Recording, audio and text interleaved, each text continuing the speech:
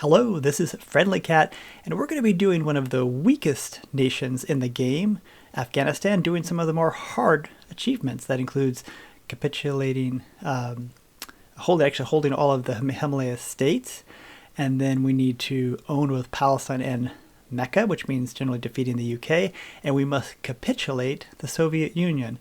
So let's start with adopt Nufus, primarily because we want to get that negative 10% base stability out of the way.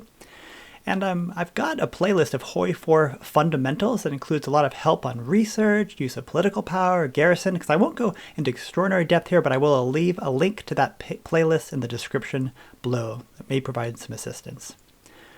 After we take the Nufus, let's go into start against Cabal. And we are playing on ahistorical, so we're going to get some unusual events. We just kind of roll with it as best we can. With our 100 PP, let's go pick up some Army XP and Navy XP. And continue down to Remember the Coast Rebellion. I don't remember exactly how to pronounce it, but that's where we're going to be heading because we will be heading into a civil war. And onwards to invite some rebels. And as that completes, let's go ahead and take another one just as we move on to the Civil War. We're going to take both anti-fascist and anti-democratic raids because our base stability is 0. We're going to get like 25 stability, 25 base stability out of taking those two decisions, which is actually a pretty good use of political power, I think. And then onwards, we're going to be doing research a little bit different because we've got such weak production. But we want to make sure we're taking Marines and increased production efficiency. On to the revolt, which is next. When that starts, let's go ahead and choose expand the Madras, I think. And we're going to take proper heritage with 35 Army XP so that we can create cavalry battalions or divisions without spending any Army XP. And let's go ahead and create a single battalion of cavalry. And we're going to be now engaging in the most challenging civil war in the game. And me, I think I'm so good. This is the only challenging civil war to me in the game because there's so small room to maneuver and the enemy has enough troops to basically guard every spot. So we kind of just need to wait for them to give us an opportunity. This is a dead or done civil war. If you try to push on here, you will never make it because you've lined up evenly with them. So you have, at least I think you have to retreat. So go ahead, retreat. You know, there's no shame. Be smart. Pull away. Let them pull forward to give you an opening. And here it looks like they might be giving us an opening. It's going to take a while. Oh, and there they go. And now we can pin. That's what we're doing when we attack into those divisions. We're just pinning them. And we've opened up a room for our 1 battalion or 2 with cavalry to move along. And the Sadabad Pact, I'm going to take the bottom one because we will be going to an offensive war with Iran, so there's no point in taking the top one. We won't benefit much from the pack. I'll take the +5 force. Oh my goodness, did we do it? Did we finally beat the Civil War, the most challenging Civil War? This is actually repeatable. It's the only part of this run that causes me stress, and we did it in like 40 days or 47 days or so we didn't burn a focus. So I'm really happy we can move on to invite the Mughal prince without burning focuses. And now with another 100 political power, let's take improved worker conditions to start going back to work on improving our stability, which really is not too bad here at peace. And we are going Mughal onto Timurid bureaucracy. Now, if you played India, you may be thinking, are you playing India or Afghanistan there, Friendly Cat? Well, I think when Paradox redid the Afghanistan focus tree and added new ones, they just borrowed from the existing India. So a lot of the focuses look very similar. The national spirits look very similar, but so be it. Again, now here we are in just 2 research. I'm still burning research on industry, which I would normally never do, but Afghanistan has a terrible malice against production and we won't have Lend-Lease. So we will now return to Delhi. I don't know how that's even possible to even think about doing that, but let's try it.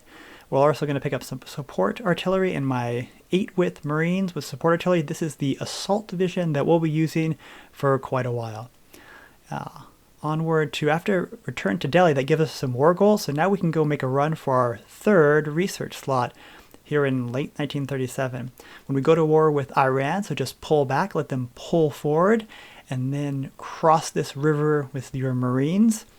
And once you've crossed the river, now push into Iran. It's hard to tell with the shading of the color greens, but Iran is actually pushed deep into Afghanistan, as you can see. So we let them push their army in, and we're going to pin and then use our 2-width cavalry, just like we did in the Civil War, to run around. And once we've sealed the top, this run's pretty much done. I mean, this war is pretty much won. You will need to micro around, use your 2 with cavalry to move into open areas. You're not going to be able to contest Iran's army because they are stronger than you, but continue to move around. All right, and here we are moving on to our 3rd research slot. I'm really excited that we're going to pick it up, I think, in 1938 as we move around. And with a lot of micro and a lot of effort, we have now capitulated Iran, taken to the peace conference. All right, good job, Afghanistan. That really was not as painful as it looked. It just took a long time. Now, for whatever reason, Germany wants me to join their faction. They feel threatened by me in this ahistorical run. They went non-aligned. They got their own civil war. Okay, I'll join their faction primarily for Lend-Lease purposes and to license things for license equipment for tech, so I can research things a little bit faster. With the 3rd research done, it's going to rebuild the Silk Road. Again, that sounds very similar to some some India national focuses, as we've got our peacock as well. Now we're going to restore the Timurid Empire. This is the key focus of this path. We get to core everything that is in Iran or Persia, and then Pakistan or Pakistan. So that's 27 states. We also get a bunch of stability and war support, and this pretty much solves our manpower issue. Once we take all of our control of our cores, we'll have like 90 million or 70 million core manpower. This is the tanks we'll be using. I haven't started anything prior to 1938. We'll put them on the front of our infantry, and I think they work pretty well. My standard tanks, if you've seen my other runs, there's nothing too special about these tanks here. Now we're going to head on to pick up our 4th research slot where we need to start down to expand the telegraph. Now in this case, Greece has gone to war with Turkey, who's gone communist, so we're actually going to justify on Greece first. There's a method to this madness here, but let's justify on Greece, even though we can't really reach out and attack them, because after that justification finishes, then we will justify on Turkey. We go Turkey second. And the goal here is to actually get Germany in to help us, just for the purpose of Lend-Lease, but I don't want them attacking anyone. So let's call them to arms against the Greek war, where they can't really make much effort. They can't invade anyone. They won't take much war score, but they can Lend-Lease us. And that's really the goal here. And look at this nice Lend-Lease. It's not too bad, but really our industry is so weak. Afghanistan is so weak that we will have to really live off Lend-Lease for years and years. This is our assault division, standard 27 width. I haven't yet put on the recon, but because we're short on focus, I don't have the field hospital or maintenance that we might see in some other runs. We'll eventually add tanks to the front where available. Because Turkey is engaged with Greece, we will pull back and let them move into Iran, but they didn't want to move very far. But we'll take an encirclement of a few divisions. Let's see if we can get into Turkey. Since they're dealing with Greece, I think we can move forward and maybe get a quick kill or a quick victory. It was not to be. Turkey did eventually move troops back. No problem. Run away. It's okay. Just like you may have seen in some other runs, this is not particularly an unusual tactic. Run away, take what you can, and then expand out again. Let's see if this time we can get just a little bit of group. We've got a few more divisions encircled. Turkey still has to deal with Greece, and sure enough, yep, they can't cover the opening. So now we're able to sprint through, again, 2 with cavalry divisions, exploiting, while our assault divisions clean up the pockets. We're not going to capitulate Turkey, actually. We're going to invade Greece. We want to take Greece first because Greece is democratic, and they will take some of the war score in Turkey, as a democracy often does, and I'm anticipating that they would want to liberate the country or do other things that I don't really like. So if we take Greece first, then Turkey might puppet part of Greece, but we can still knock them out on the war score. And in this run, Turkey did not take any land. Okay, whatever, we'll take everything. We were not able to take the navy, though, and then lets us quickly finish off Turkey, and that lets us take all the land in Turkey and all the land in Greece. The order in which you go to peace conference is very important. So let's go ahead and go after Bulgaria, and now our divisions are looking very strong. 220 breakthrough is actually pretty impressive, I think, in 1939, at least for Afghanistan. With the 4th research slot off and the MIO complete, let's head down to finally get rid of our industrial problems. Going into Bulgaria, it's important, at least for me, to watch and not step into the Romanian border until we're ready to capitulate Bulgaria. In this case, Bulgaria did not give Romania military access, so Romania just backed off. And by capitulating Bulgaria, without giving Romania much warning, we're able to actually kind of walk into Bucharest. And that pretty much lets us start. We're now starting to gain a lot of power against these smaller nations. Lend-Lease is really kicking in. Our tanks are making things happen. So we will capitulate Romania. All right, for this ahistorical run, on the one hand, it's September 1939, and we haven't done much, but let's take a look at the world. And one of the reasons there haven't been a lot of guarantees is that British or UK went fascist, so they're not really adding any more guarantees. So that's one of the reasons I'd be able to expand out so well.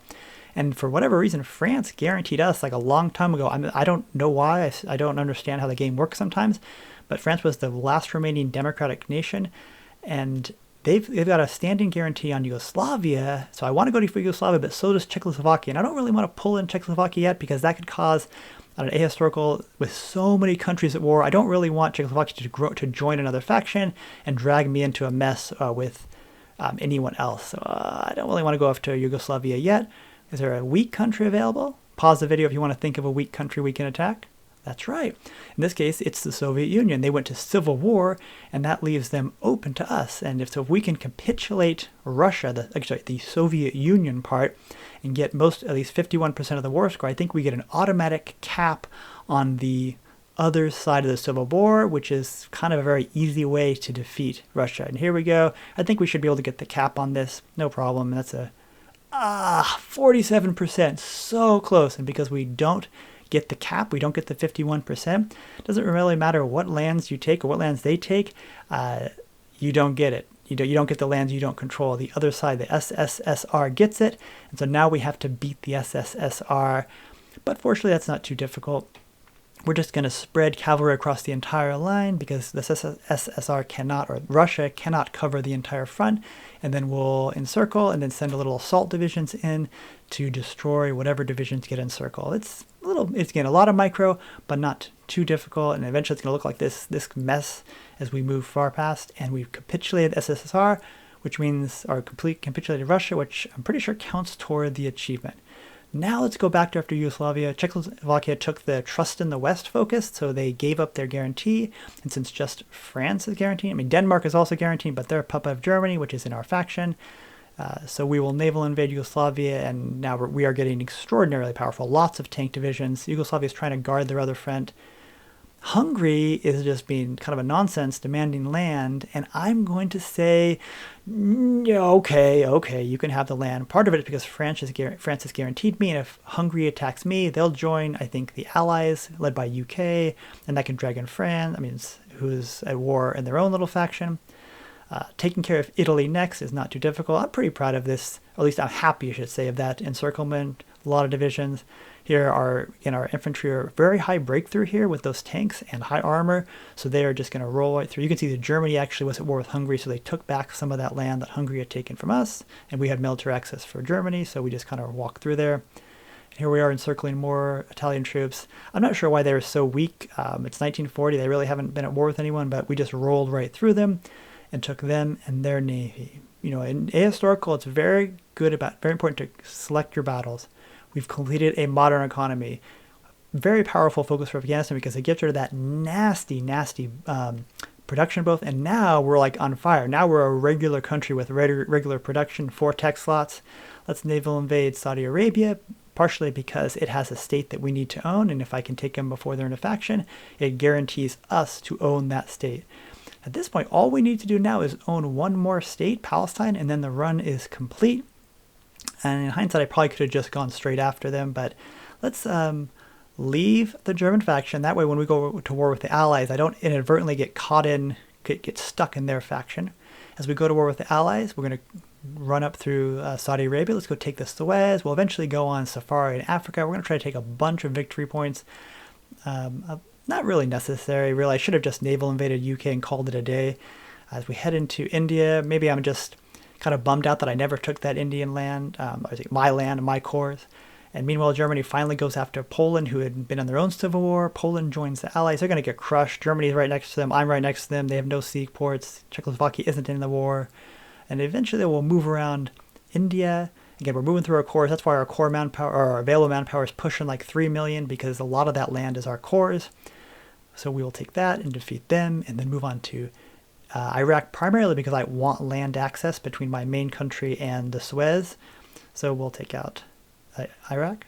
I'll be using extra fuel tanks. I don't normally use them, but I think I'm finally sold on how good they are. I'm a little slow sometimes. This is what my normal aircraft looks like, mixed role with close bomb locks on the front. Time the naval invade UK. Let's end this run, shall we?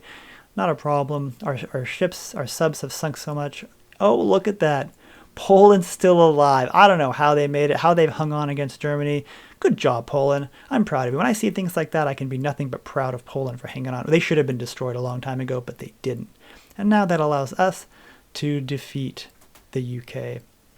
And that's it. Since we've also taken Nepal and, oh my goodness gracious, and not Tibet. We took Nepal and Bhutan, excuse me. So this is what the world looks like. We got a lot of states in the peace conference. We of course needed to take Palestine, so we own Palestine, and I think it's Asa Makkah, and that means we have completed that achievement. We now fully control the states around the Himalayas. Again, we had gone to war with both Nepal and Bhutan earlier, and we did control them, so we effectively already completed that part of the achievement, but definitely post-peace conference, we clearly control them, fully control them, we're at peace. And of course, we had capitulated the Soviet Union earlier. So we've completed all 3 Afghanistan achievements. You could go on to Graveyard of Empires. I think we may meet that because we capitulated a few countries. You could go on to That's Sick, but in any case. Well, I hope this run makes it easier when you run Afghanistan yourself. This was a lot more of a run than I thought it was. As weak as Afghanistan was, I really enjoyed playing on Ahistorical, and it was a lot of fun for me, and I hope it was fun for you. All right, thank you very much for watching, and I hope you have a nice day.